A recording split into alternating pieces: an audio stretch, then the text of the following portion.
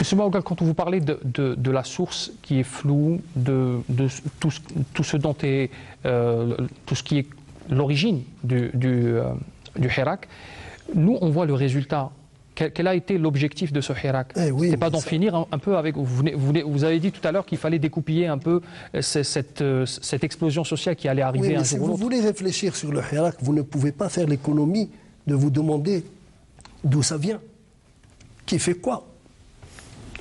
Le Hirak a démarré un 22 février, effectivement, après une réunion à Paris. On n'a pas oublié. La réunion à Paris. La réunion qui a été plus ou moins commanditée par le Magharibi. C'est-à-dire, vous êtes en train de dire que le Hirak est une manipulation. C'est une manipulation. Je n'ai pas dit ça, ne me faites pas dire ce que je n'ai pas dit. C'est ce qu'on comprend, monsieur. C'est votre droit de comprendre ce que vous voulez. Non, moi je dis simplement... Allez-y, monsieur Maougal, développez votre idée. Je dis simplement qu'il y a eu, peu avant le déclenchement, il y a eu une réunion à Paris. D'ailleurs, ça a étonné tout le monde. Pourquoi ça à Paris? Vu plus ou moins que les commanditaires, ceux qui ont invité, étaient plutôt basés à Londres. Or, beaucoup de gens se sont retrouvés à Paris, y compris des gens de l'opposition. Sauf les gens du système algérien, du pouvoir algérien. Je ne parle pas du DRS, etc. Il y était sans doute. Mais je parle des partis politiques. Ce n'est pas le FLN qui a été à Paris. Mais monsieur Maougal, allez-y. Or, il y a un fait indiscutable, et on ne me l'enlèvera pas de la tête. La première forme de déclenchement du Hirak, l'investissement de la rue, à part le 22 février, qui a été relativement violent. Et je suis témoin. J'ai vu les choses qui s'étaient passées à la colonne Voirol.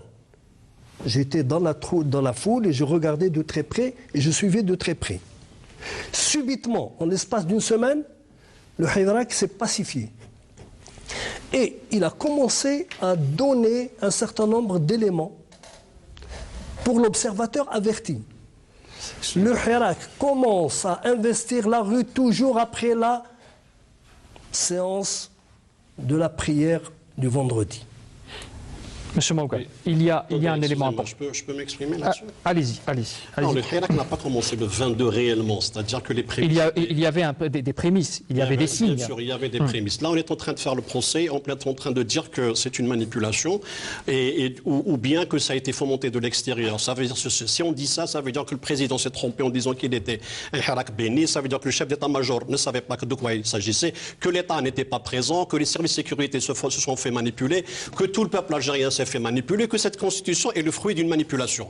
Non, je pense que quand même, les Algériens ont changé. Ceux qui ont porté cette révolution, ce sont les jeunes qui réfléchissent autrement, qui vivent dans les réseaux sociaux, qui ont une appréciation de la réalité qui est totalement différente. Il y a l'esprit du Hirak, L'esprit du Hirak, en plus, il y a eu des prémices, il y a eu Kharrata, il y a eu Djidjel, il y a eu déjà dans les stades, il y a le ras-le-bol. Et en plus, comme vous l'avez bien dit dans votre introduction de l'émission, que ça a été une période de 20 ans. Cette période de 20 ans ne peut pas ne pas vous pousser à la rue, ne peut pas ne pas vous pousser à comment dirais-je, à vous révolter. Il y avait une scène qui est devenue surréaliste d'un chef d'État dans une chaise roulante qui allait encore une fois prendre le pouvoir et en plus continuer à consacrer la dilapidation des deniers publics, la dilapidation des libertés publiques du pays et en plus compromettre l'avenir des Algériens encore une fois. Qu'est-ce qu'il a rapporté le Hirak? On a découvert qu'il y a eu une corruption immonde et intenable qui est dénoncée par tout le monde. Donc comment voulez-vous qu'on... Et on en parlait bien avant le 22 février.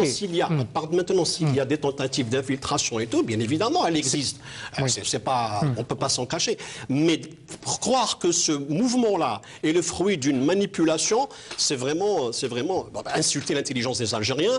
Et en plus de ça, insulter l'intelligence des Algériens. Je ne vous permets pas de dire ça. C'est moi qui le dis. C'est quand même quelque chose qui relève du bon sens. Nous avons vu des femmes. Il faut voir les femmes qui sont sorties, les enfants, les vieux, qui croyaient dans ce changement-là.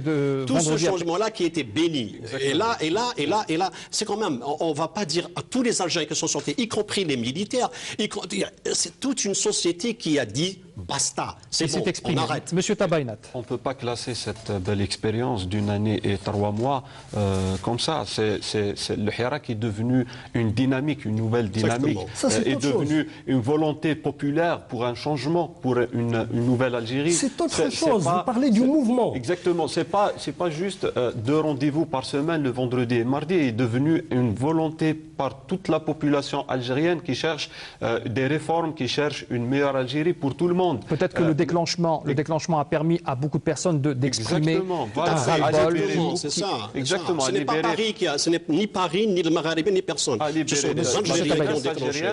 Et après, le Hirak s'auto-mobilise d'une semaine à une autre. Il y a de l'ambition, il y a de l'énergie au sein du Hirak. Après, cette volonté a été évoluée au cours d'une année. On arrive maintenant, mai 2020, on parle d'un Hirak qui a commencé le 22 février 2019. Alors, la preuve que le Hirak est dans l'introduction de la nouvelle constitution algérienne. Vous ne lui donnez sa lecture qu'après coup. C'est des acquis. Vous ne lui donnez sa lecture qu'après coup. Voilà, c'est des acquis qu'on ne doit pas les classer par les raisons ou bien qui étaient derrière le déclenchement des événements. Maintenant, on doit penser comment transformer cette dynamique, cette volonté populaire en une énergie constructive du pays. Comment transformer ça? Ça nécessite une volonté des deux parts, une volonté politique pour écouter justement les revendications et les attentes du peuple et de la jeunesse algérienne.